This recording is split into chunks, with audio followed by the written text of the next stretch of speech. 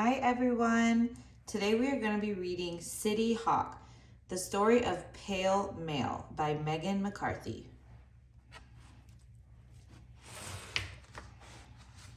There's a hawk in the city. New York City is known for its skyscrapers, subways, and hustle and bustle, not for its wildlife. So everyone is surprised when a red-tailed hawk is spotted flying over Fifth Avenue, and even more surprised when he decides to settle down on the ledge of one of the Big Apple's swankiest apartment buildings. The hawk soon draws many admirers. They name him Pale Male and watch as he builds his nest, finds a mate, and teaches his little hawk babies to fly.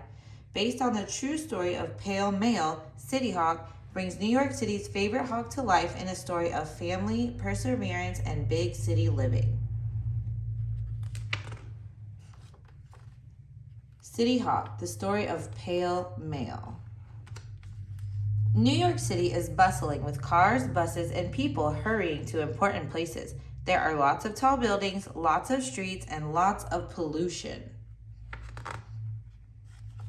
That's why so many people flock to the city's park for a needed escape. While in Central Park, New Yorkers can take a nap in the grass, play catch on one of the sprawling lawns, or get a glimpse of a squirrel scurrying up a tree. What they never expect is to see real wildlife, animals that usually make their home in forests or on mountaintops or by rivers. Passerbyers couldn't believe their eyes when a red-tailed hawk was spotted flying over Fifth Avenue. Bird watchers took an interest in the hawk. They named him Pale Male because of his light feathers. Day after day, month after month, Pale Male could be seen soaring high above Central Park. After Pale Male was sighted near a pond in Central Park, flying over the Metropolitan Museum of Art, and by a hot dog stand, it was clear that he was there to stay. Every year, the ritual began.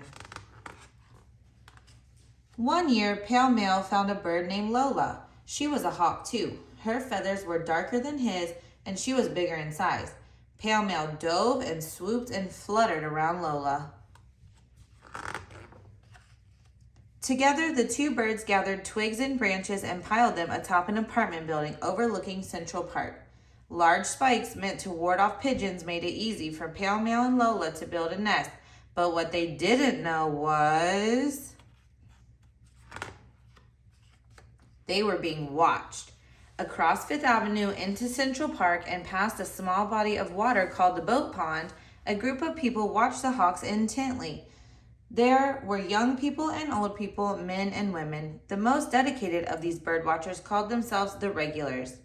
The Regulars carried big cameras and big telescopes.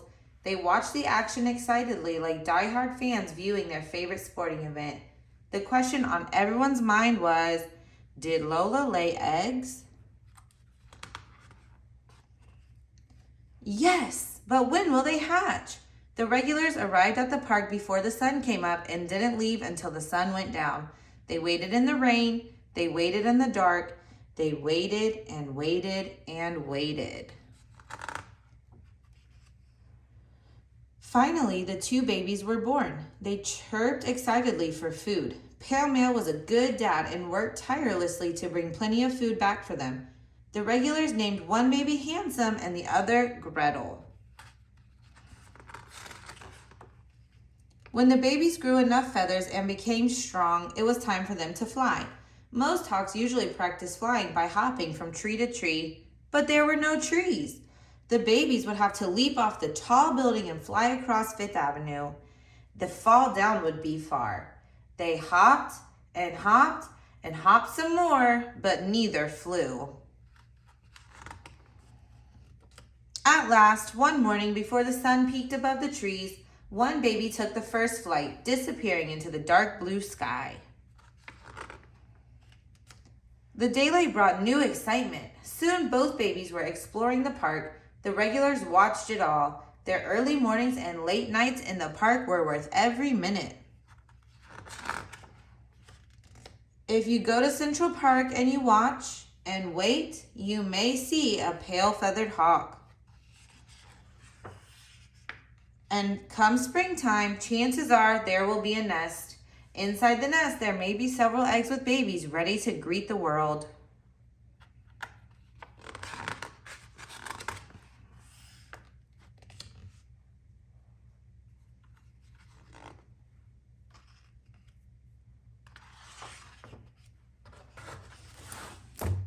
City Hawk, the story of Pale Male by Meghan McCarthy.